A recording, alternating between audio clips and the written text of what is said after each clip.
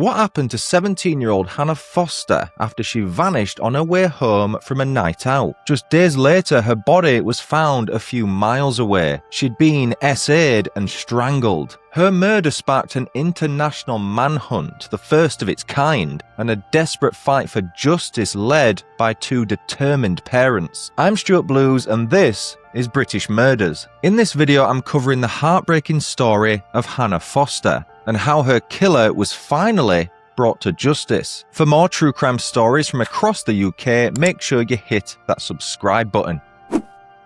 I'm gonna be honest with you, this story hit me harder than most, and that's saying something. As a dad to a young girl, cases like this cut deeper than I can describe. You can't help but picture your child in their place. I know many of you watching will be parents or grandparents. Maybe you do the same thing as me. You start imagining what their future could have been, growing up, going out with the mates, living the best life. And then something terrible happens. It's unbearable. That's why this one was so difficult to research, because at its heart is a young woman who had everything going for her. Hannah Claire Foster was born on August 31st, 1985 in Hampshire. She lived with her family on Grosvenor Road in Portswood. That's a lively area of Southampton, popular with students. Hannah lived in Portswood with her parents. Dad, Trevor, was a gas engineer, and her mum, Hilary, a cardiac nurse. She also had a younger sister, Sarah, who was 14 at the time. They were a tight-knit family, the kind where everyone looked out for each other. Hannah was the classic big sister, protective, loyal,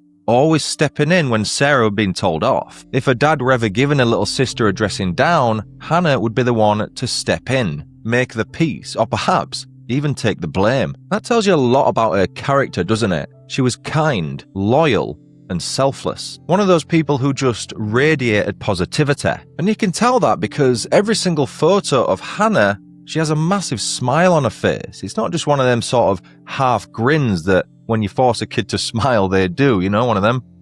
This is a beaming grin from ear to ear. She's always happy. She was full of life. And rightly so. Her mum once said, she's just the sort of girl you always felt very proud of. I'm sure you'll see why as I progress through this story. Hannah was bright, and I mean seriously bright. She was a straight-A student at Barton Peveril College in Eastleigh. It was there where she was studying, again at A-level, history, biology, geology, and chemistry. Back in high school, she'd earned herself 11 A-star GCSEs, so she was a clever girl, as I say. That's not just impressive, it's exceptional. It's so rare to see scores like that. But she wasn't just book smart. She had direction, ambition. She'd already been offered places at universities in Cardiff and Bristol. Her subject of choice was going to be medicine. She wanted to help other people, just like her mum did. In fact, the summer before our main timeline, this was in 2002, Hannah did a week's work experience at a hospital,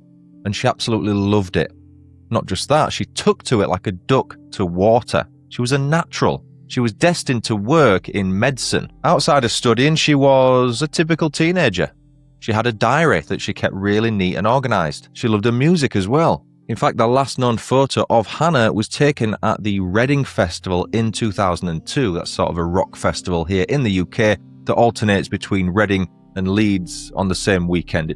It's a strange thing. I've never been to it, but Hannah was well into it. In that picture, she's in amongst the crowd, massive smile on her face, as always, just vibing, enjoying the moment, breathing it all in. She had loads of mates, was always laughing, and she was there for other people. She was so selfless, I can't stress that enough. She was mature beyond her years, but still full of that spark that makes being 17 the special age it is. She really did have her whole life ahead of her. And what a life it could have been. On the evening of Friday, March 14th, 2003, Hannah headed out for what should have been a pretty normal night out with her best friend Helen. Helen arrived at Hannah's at around 8 p.m. And as you'd expect, the teenagers did what they do best. They got ready together, they chatted, they giggled, picked outfits before heading out. Absolutely nothing out of the ordinary. Just two friends excited for a night out. Their first stop was a place called The Hobbit. It's a popular student bar. It's themed in Tolkien-esque decor. Think Lord of the Rings, think The Hobbit, any other Middle-earthy, high fantasy, fictional series of your choice, but mainly Lord of the Rings. On that night, a local band was playing, but Hannah and Helen, they didn't really sit down and enjoy it. They went outside to have a chat. They wanted to catch up, find out how each one was doing, what their university plans were, what their life plans were. Again, mature beyond their ages. As far as drinks were concerned, they had one drink in that bar, and that was it, according to Helen. It wasn't like they just went out and got drunk. They had one drink each, and that was it. Sensible. But that night, the city was unusually quiet. It was comic relief. Whether that had anything to do with it is anyone's guess, but what they were going to do is go to a place called Bar.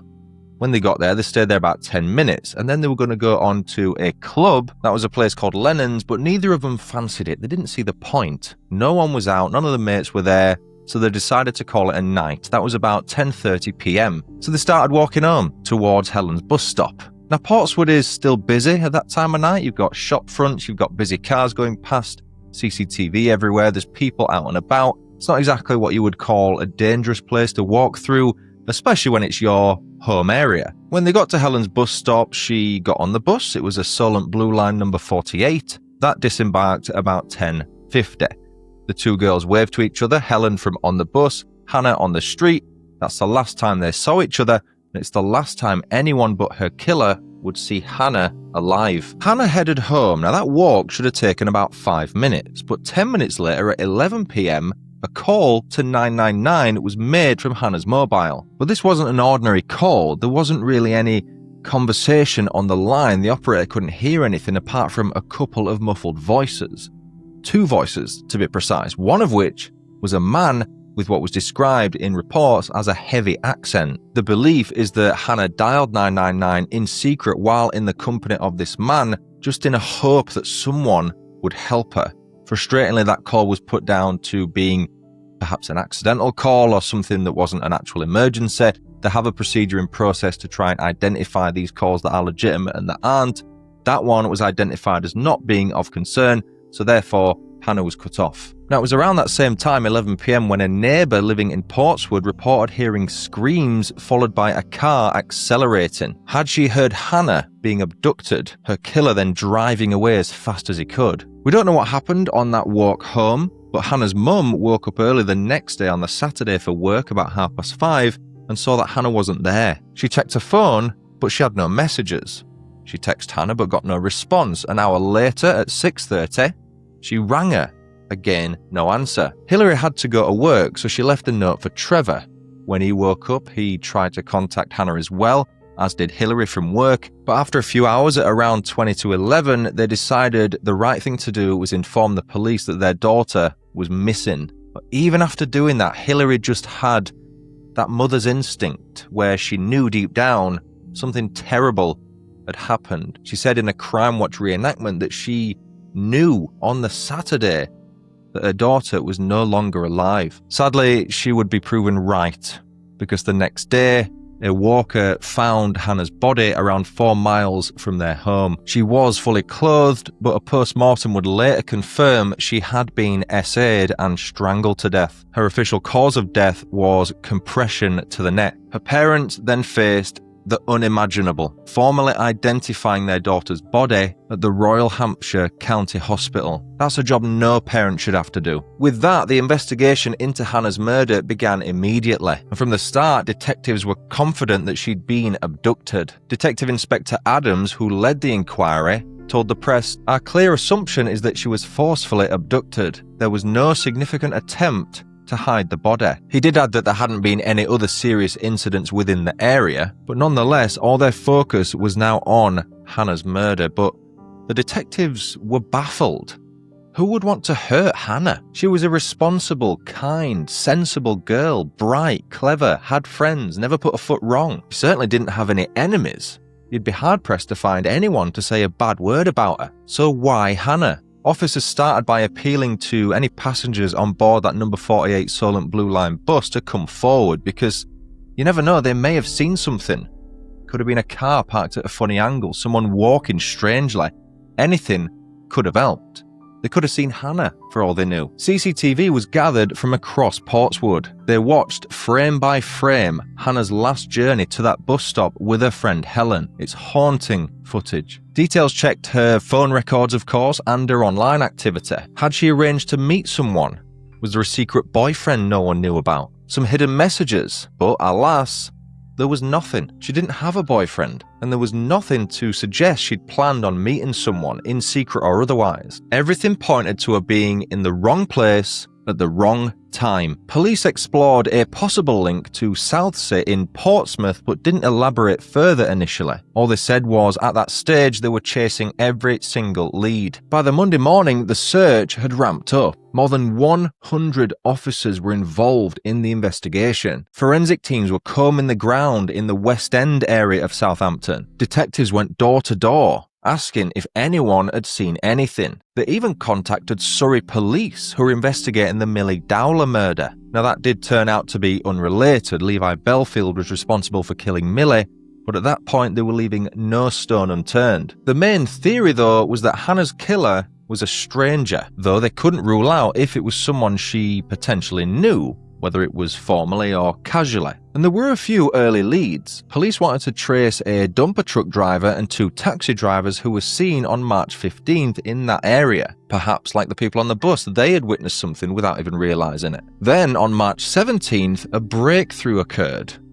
Sort of. Hannah's handbag and phone were found in a glass bottle recycling bin down in Southsea in Portsmouth. Someone had dumped them there. A witness even claimed to have seen the person doing it, so police urged them to come forward. By then, over 200 calls had come in. Officers were working around the clock, all the while running more house-to-house inquiries from Portswood all the way to Southsea. But despite all that, her killer was still out there. Then the whispers started about a man, or possibly men, who'd been approaching Hannah in the months leading up to her murder. It turned out she'd been approached on 3 separate occasions by someone described as being Asian in appearance. Now, for context, if you're not from the UK, when I say Asian, that's a term we use for people of South Asian descent. So think countries like Pakistan, India, Bangladesh, Sri Lanka, etc. Now, the first of those 3 incidents happened in the summer of 2002. A man spoke to Hannah in the street. Then, in January 2003, another man, also been described as being Asian in appearance, had called her by her name near a house. Just a few weeks later, in February 2003, it happened again.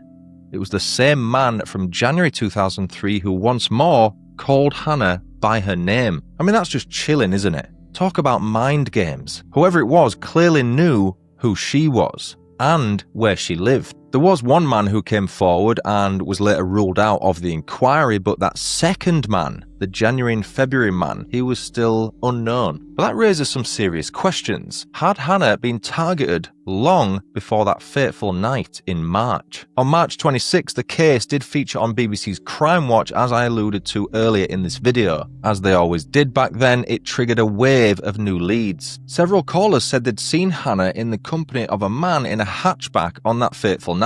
Another said they'd seen a man following her home. Others reported possible sightings in Southampton and Southsea, which connects back to where her belongings were later found. By now, police had brought in behavioural and geographical profilers. They concluded the motive behind Hannah's murder was sexual. Detectives didn't share the precise evidence, but they did inform Hannah's parents. They also ruled out 2 men seen in a dark-coloured saloon on the night of her murder as being suspects. But they were still desperate to identify this man, or men, who'd spoken to her earlier that year. A picture was forming, but not a name. And while police chased leads, Hannah's killer was already planning his escape. As the weeks passed, the investigation gathered momentum. Police had chased dozens of leads, but by the end of March 2003, they'd finally named a strong suspect. I'll name him in just a moment. Just 2 days after Hannah's body was found, he hopped on a flight from Heathrow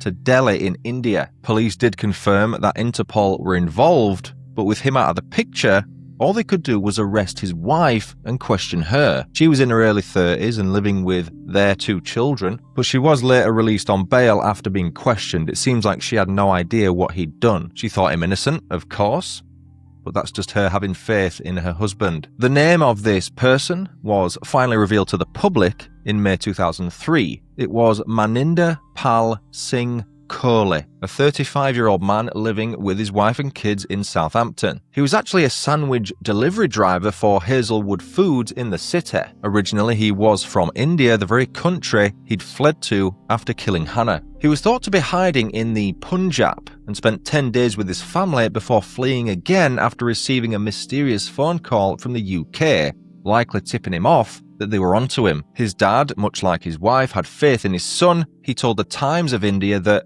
he didn't think his son was capable of SA or murder, but he did admit that if he was guilty, he'd be the last person to help him. Hampshire detectives then flew to India with a warrant for Kohli's arrest. They worked with Interpol and the British High Commission in Delhi, but it would be over a year before they got anywhere. By the summer of 2004, Hannah's parents flew to India themselves. They arrived in early July, determined to raise awareness and spark new leads. On offer was a reward of 5 million rupees, or about £70,000 at the time. When adjusted for inflation today, it's about £127,000. At a press conference in Delhi on July 13th, they launched a toll-free hotline. The next day, they travelled to Chandigarh for another plea, and my gosh did it work. Just a day after, on July 15th, Indian police in the small town of Kalimpong said they'd arrested Kohli during a 3:30 a.m. raid. He'd actually been living under a false name,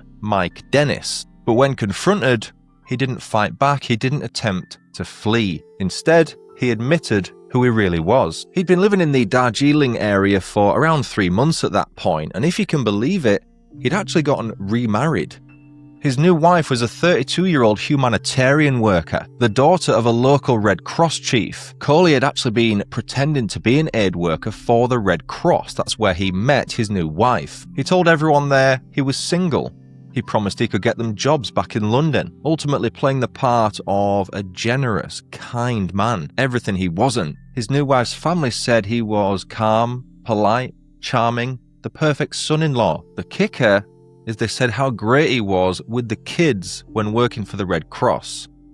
I don't know about you, but the irony of that, given how old Hannah was, is not lost on me. But eventually, a family friend recognized him when he was wanted, despite him shaving his hair, his beard, and even his eyebrows. He did the right thing after and called the police. It was in an article in a paper talking about Hannah's parents going to India where this picture of him, the original picture before shaving, was displayed, and that's what the family friend spotted. Kohli was planning to flee across the border into Nepal, moving between guest houses with his new wife on the way. But this time, police got there first. They caught him on a road near Panigata before he could vanish again, like he'd done so many times before while on the run. After his arrest, Kohli denied killing Hannah, but admitted that her body had been in his car, the same car he'd later dumped. Back in the UK, DS Alan Betts confirmed that if Kohli's identity was confirmed, they'd immediately move to extradite him to face justice back in the UK. So you'd think the hard part would be done, right? Not a chance. By January 2006, a year and a half after his capture, Kohli still hadn't been extradited. It turned into a legal nightmare. Frustrated beyond belief, Hannah's parents flew back to India again to see what on earth was holding things up. The problem?